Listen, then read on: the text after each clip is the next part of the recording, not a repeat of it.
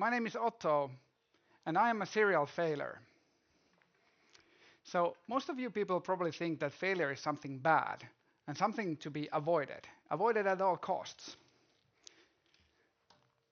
But why are we so afraid to fail? What if I told you that failure was actually a blessing? So, as a serial entrepreneur, I've failed a lot. I've made very stupid decisions. I've wasted a lot of money. I've hurt people's feelings. I've made a fool out of myself.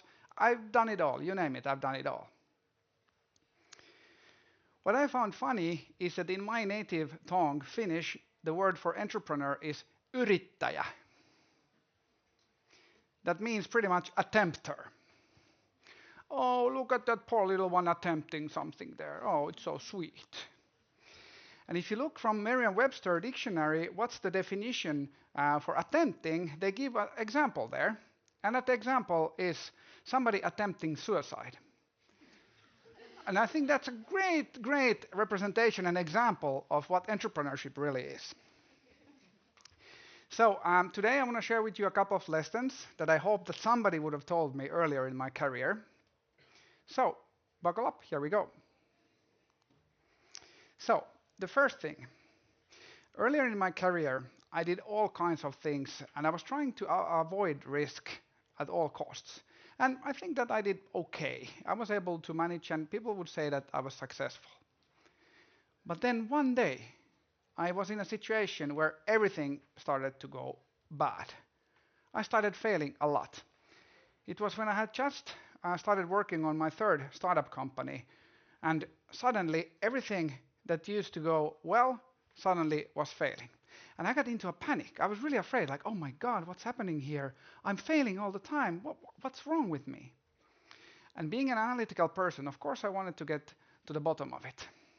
But the challenge is that with failure, it's a tricky beast to analyze because we all have pretty significant mental blocks in our heads preventing us from admitting failure. So I'm pretty sure that I spent at least a year in complete denial. I was looking for the problems elsewhere, but not in myself. It took me a very long time to actually admit that, yes, it was me who was failing, nobody else. And that was probably one of the hardest things I've ever done. So my previous startup, Speechly, we did deep learning based speech recognition and natural language understanding technology, and we were competing with companies like Microsoft, Google, Amazon, and the likes. And it was tough. It was very competitive. And don't take me wrong, my previous companies, they were not in easy spots either, but this was a totally different ball game. And what ended up happening was that I was pushing myself to the limit of my knowledge, to the limit of my competences, of my skills, of my capacity, of everything, every single day. And I started failing a lot. Probably like half of the things I tried to do were failing. So back then, I thought that this was a bad thing. But then I realized that what was actually happening was that I was actually pushing myself out of the comfort zone to try new things. And I was learning faster than I had ever learned. And I was developing as an entrepreneur and as a person faster than I had ever done before. Now, if you look at the current media landscape, social media and such, people only talk about their success, how great things happen to them, but nobody ever talks about the bad things. Now, startup scene, it's exactly the same thing. People only talk about the great things. If you read any startup medias or if you go to any events, the story is always the same. The narrative goes like this. There was an amazing founding team, they had a massive vision, and there was a flawless execution, and boom, success. Well, this is not true. So I have had the privilege to actually hear the real stories behind some of the most iconic startups in the world. And when you hear those stories behind closed doors, the reality is that all of those stories include a lot of blood, sweat, and tears, and failure. And I think it's such a shame that this is not publicly shared, especially for young people. Young people in the beginning of their careers, very ambitious, trying new things, and then they're looking around them and seeing everybody just succeeding, and then they're failing. The worst thing that can happen is that they make the conclusion that they're doing something wrong and they stop trying. That is not the representation of real life. So, you as people, entrepreneurs, people with their careers, you should embrace failure. It's actually your superpower in actually learning and developing and becoming better. True success is not the ability to be able to avoid failure. True success is the ability to actually embrace failure for your own learning purposes. And leaders, the ones in here who are leaders, we should all think about how can we create a safe space for our teams to actually fail and also take systematic and systematic risks. That's the only way that we can push ourselves to the limits of our performance.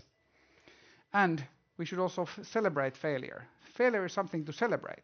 We tried, we learned, and we got better. So the second thing I wanted to share with you is related to learning. And this has been very important for me and my career. I've been doing a lot of learning. I started my career focusing on technology, and I went very deep on that. Then I went to the dark side, to the business side, and I went very deep into that. And I've considered myself always a good learner. It worked out really well for me until one day I was in a situation where everything that I had learned before was no longer working. And that was a really tough spot. That was very confusing to me. I could not understand how it was possible that exactly the same things that I had done before were not working. It was very, very frustrating. So as a person who wants to get things done, what did I do? I started working harder. And what did that end up in? It ended up me pushing with a rope, digging myself deeper and deeper into a hole. So that did not work out. Of course, I read everything about startups and everything to find some good ideas, and I got the privilege of actually being consulted and given advice by some of the leading founders, but there were no answers there. So it wasn't until I joined the Y Combinator startup accelerator in Silicon Valley where one of the founders, Dalton, introduced me to the concept of mini games. Now, the ones of you who have played computer games, there's one type of computer game that consists of individual mini games. Now, these mini games, they each have their own separate set of objectives and rules. And you need to finish the first mini game to be able to get to the next mini game.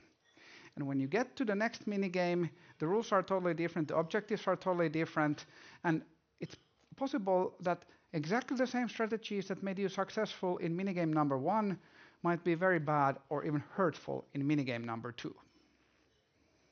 So, for us to be able to succeed throughout the different evolutionary phases, we need to learn to unlearn. Now, I've been taught a lot about learning, and universities are great in teaching about learning, but I had never been taught anything about unlearning. And I still don't know where you can actually learn to unlearn. And the key takeaways from here are that, yes, of course, you should be doing more of what works. That's the benefit of experience. But sooner or later, you will be facing a situation where whatever used to work no longer works. And when this happens, a few things that I suggest you to do. The first thing, just to rule it out, just make sure that you're trying hard enough and executing it properly so you can rule that out. When that's ruled out, the next thing is that you need to take a really careful look at the current situation and compare it with the situation where your current strategies used to work really, really well. Are those still the same minigame? Really?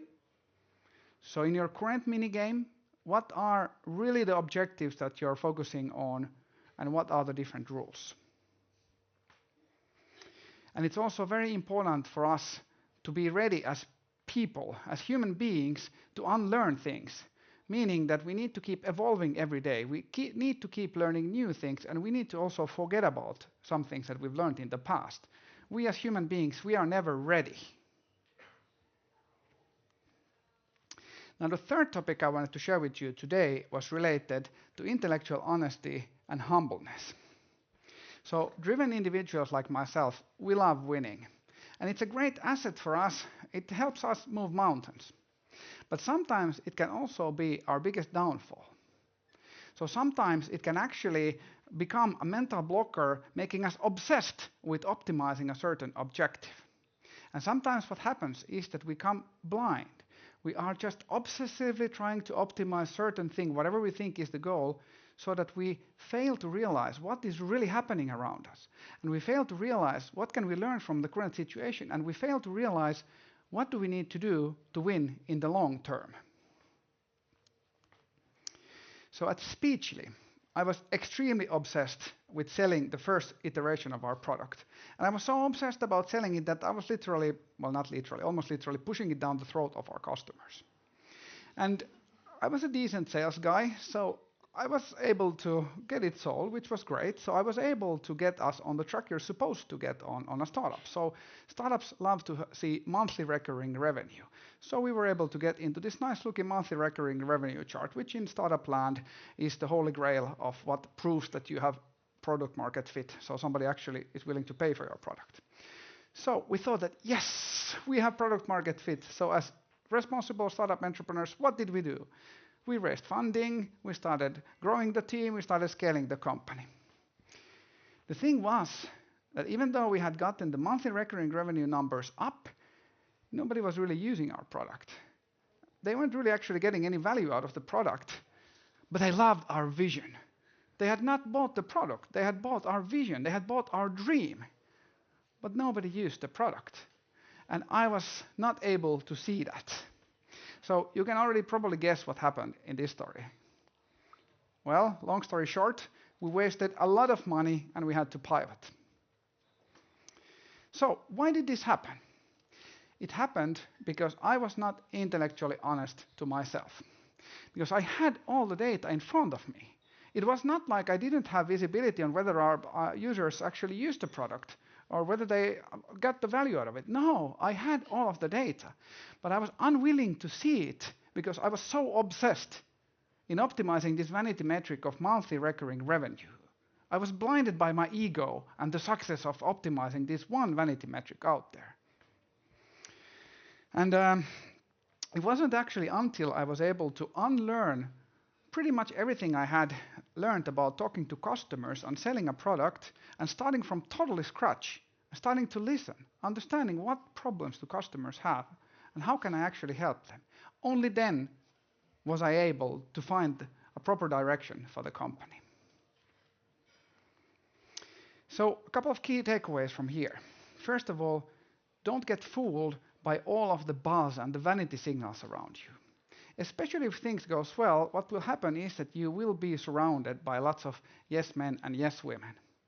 And there's also a lot of people wanting to give you advice. And there's also lots of traditional industry wisdoms out there.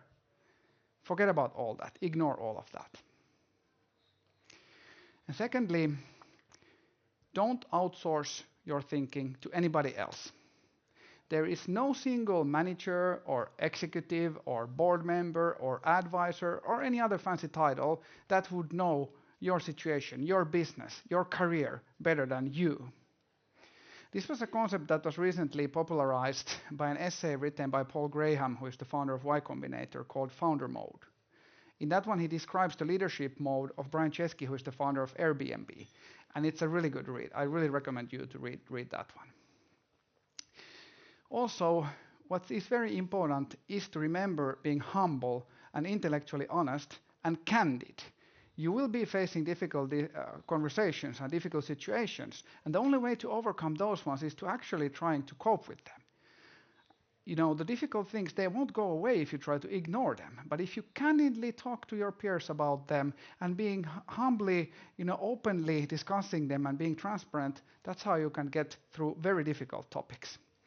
And there's a lot of data and facts that you should absolutely look at. And if you're missing some critical piece of data that you need to support your decision making, you can find quick ways of experiments of actually acquiring that data point to support your decision making. And most importantly of all, you should trust only your own gut, nobody else's gut.